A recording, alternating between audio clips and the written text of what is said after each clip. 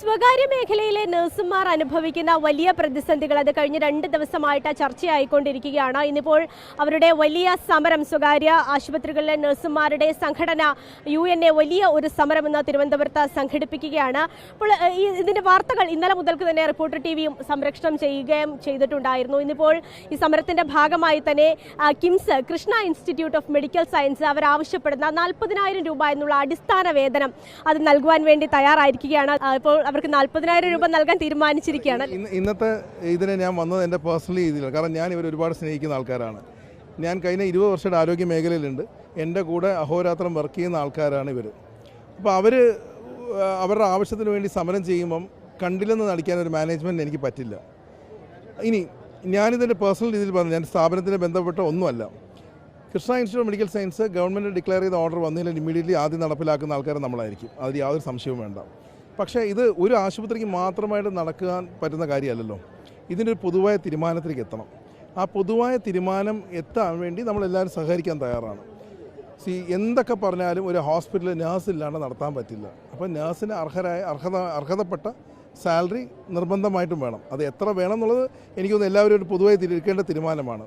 അത് എനിക്ക് മാത്രമായിട്ട് ചിലപ്പോൾ എടുക്കാൻ പറ്റിയെന്ന് വരില്ല. പക്ഷേ ഞാൻ അവരുടെ കൂടെ നിൽക്കും, അവരോടൊപ്പം നിൽക്കും, അതുറപ്പാണ്. നമ്മൾ എങ്ങനെയാണ് ഈ പ്രഖ്യാപിച്ചതുപോലെ അടുത്ത മാസം നമുക്ക് നൽകാൻ അപ്പോൾ കഴിഞ്ഞു എന്ന് വരില്ലായിരിക്കും അല്ലേ? പ്രഖ്യാപനം എന്ന് പറയുന്നത് ഇതൊരു സർക്കാർ വിജ്ഞാപനം വരണം.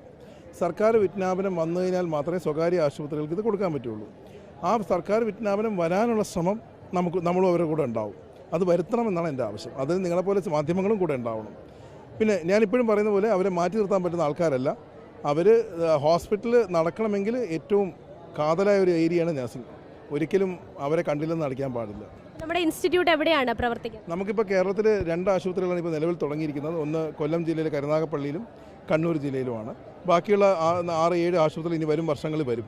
നമുക്ക് തന്നെ ഏതാണ്ട് നമ്മുടെ വരുന്ന 5 വർഷത്തിൽ ഒരു 5,000 മുതൽ 6,000 നഴ്സുമാർ നമ്മളോട് ജോലി ചെയ്യാൻ ആവശ്യമുണ്ട്.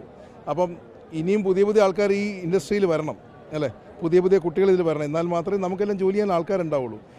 ഇന്നത്തെ കാലത്തിൽ ഏറ്റവും വലിയ ഒരു പ്രശ്നം എന്ന് വെച്ചാൽ ഒരു നേഴ്സ് ആയിക്കഴിഞ്ഞാൽ ഈ കേരളത്തിൽ നിന്ന് വർക്ക് ചെയ്യാൻ അവർ ആഗ്രഹിക്കുന്നില്ല. അവർ ഇന്ത്യ വിട്ട് പോവുകയാണ്. അപ്പോൾ ഇന്ത്യയിലെ ആശുപത്രികൾക്ക് വർക്ക് ചെയ്യാൻ ആൾക്കാർ വേണം. ഇന്ത്യയിലെ ആശുപത്രി ആൾക്കാർ വേണം. മാലാഖമാരെന്ന് അവർ വിളിക്കുമെങ്കിലും അവരുടെ വീട്ടിൽ കന്നി വേണമല്ലോ. ഇന്നത്തെ കാലത്ത് അവർക്ക് കിട്ടുന്ന ശമ്പളം വെച്ച് ഒരു കുടുംബത്തിന് ജീവിക്കാൻ ഭയങ്കര പാടാണ്. അത് മനസ്സിലാക്കിക്കൊണ്ട് എല്ലാവരും അവരുടെ കൂടെ നിൽക്കണം എന്നൊരു ആഗ്രഹം എനിക്കുള്ളത്. ചെയർമാനാണോ കിംസ്? ഞാൻ കിംസിൻ്റെ കേരളത്തിലെ CEO ആണ്. കിംസ് ഇന്ത്യ ഒട്ടാകെയുള്ള ഒരു ഗ്രൂപ്പാണ് Krishna institute of medical science.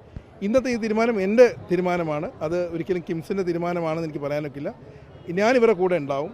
അതിനുവേണ്ടി എന്ത് ആവശ്യങ്ങൾക്കും കൂടെ നിൽക്കാൻ ഞാൻ തയ്യാറായിരിക്കും. ഒരു മാനേജ്മെന്റ് സ്ഥാപനത്തിന് അങ്ങനെ സാലറി കൊടുക്കാൻ ഇപ്പം നമുക്ക് 40,000 രൂപ സ്റ്റാഫിന് കൊടുക്കാനുള്ള ബുദ്ധിമുട്ട് നിലവിൽ നേരിടുന്നുണ്ട്. നമുക്ക് മിനിമം വേജസ് ആക്ട് പ്രകാരം സർക്കാർ വിജ്ഞാപനം ആവശ്യമുണ്ട്. അപ്പോൾ ഇന്ന് ഇവർ കൂടിയിരിക്കുന്നതും ഇവർ സർക്കാരിന് ആവശ്യപ്പെടുന്നതും ആ വിജ്ഞാപനത്തിന് വേണ്ടിയാണ്. ആ വിജ്ഞാപനം വന്നു കഴിഞ്ഞാൽ ലേബർ റൂൾസ് പ്രകാരം നമ്മളത് അംഗീകരിക്കാൻ തയ്യാറാവണം. അതിലെന്തെങ്കിലും ഉണ്ടെങ്കിൽ നമുക്ക് കോടതിയിൽ പോകാനൊക്കെ ചെയ്യാം. പക്ഷേ അത് അംഗീകരിക്കാൻ തയ്യാറാവണമെന്ന റിക്വസ്റ്റാണ് എനിക്കുള്ളത്.